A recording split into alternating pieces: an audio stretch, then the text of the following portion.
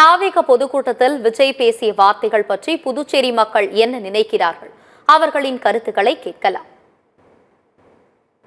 நல்லது செய்வோம்னு சொல்லியிருக்காரு. எங்களுக்கு இன்னும் மாநில அந்தஸ்து கிடைக்கல, ரொம்ப வருஷமா போராடி இருக்கிறோம்.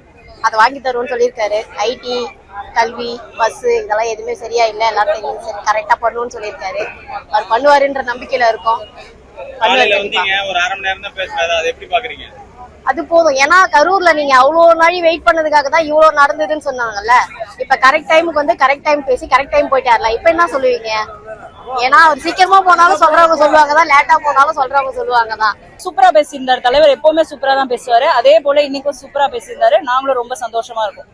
நிகழ்ச்சி ஏற்பாடு சவுண்ட் எல்லாம் எப்படி இருந்தது? சூப்பரா இருந்துச்சு. எந்த பிரச்சனையும் இல்ல. நீ உள்ள இருக்க அனுப்புறதுலயும் சரி, எல்லாமே அழகா பண்ணிருந்தாங்க. சூப்பரா இருந்துச்சு. புதுச்சேரி மக்களுக்கு எவ்வளவு பயனுள்ளதா அவர் பேசுறது? கண்டிப்பா பயனுள்ளதா இருக்கும். கண்டிப்பா தலைவர் சொன்னதை செய்வாரு நாங்க நம்புறோம்.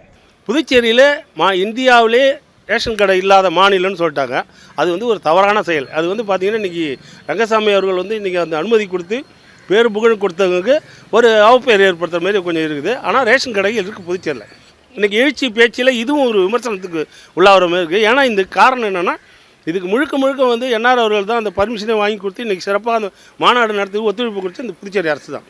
அந்த புதுச்சேரி அரசுக்கு வந்து ஒரு இழுக்கு ஏற்படுற மாதிரி இந்த ரேஷன் கடைகளே இல்லைன்னு இங்கே உள்ளவங்க யாரோ எழுதி கொடுத்து தான். ஏன்னா அவருக்கு வந்து அங்கேருந்து வந்து இங்கே எதுவும் தெரியாது.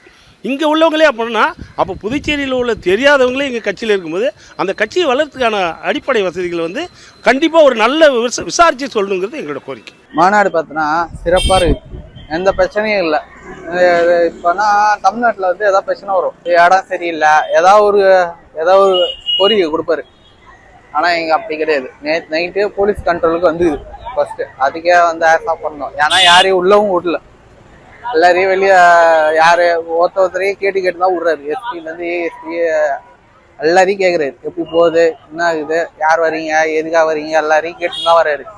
ஒரு அரை மணி நேரம் தான் பேசினாரு. அது எப்படி பாக்குறீங்க? காலையில வந்தீங்க, இது வரைக்கும் நிக்கிறீங்க, எப்படி பாக்குறீங்க? தமிழ்நாட்டுல இருந்து சிஎம்ஏ வந்தாலும் கரெக்டா டைம் வருவாங்க. நடுவில் எங்கேயா டிராஃபிக்ல மாட்டீங்கன்னு பொக்கே கொடுக்கறது இது கொடுக்கும் போது என்ன பண்ண முடியும், கொஞ்சம் லேட் ஆகி தான் வருவார். அது மாதிரி தான் இங்கும், வேற ஒன்றும் இல்லை. போகும்போது சிம்பிளா தான் போனாரு.